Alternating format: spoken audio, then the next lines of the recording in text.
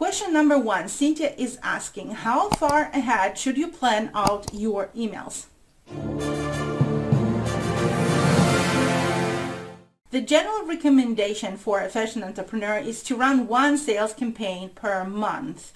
This email sales campaign goes over 10 to 14 days. I suggest to schedule time in the beginning of each month to evaluate your previous month's campaign and to schedule your next month campaign. For example, from the 1st to the 8th of March, you analyze the February campaign and develop and schedule the April campaign. Your March campaign has already been scheduled in February. Why not setting up email sales campaigns for more than 1 month? It really depends on what stage in your business development are you with your offer right now. Do you already have an offer that converts, or are you still testing all those different offers and looking for the one that converts the best?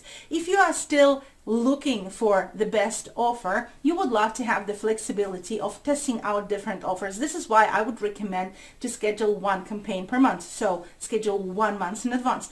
If you have figured out your converting offer already, you can schedule 3 campaigns quarterly. So you can schedule 3 months in advance. In the case you are running nurturing email sequences, I suggest scheduling them 1 month in advance as well.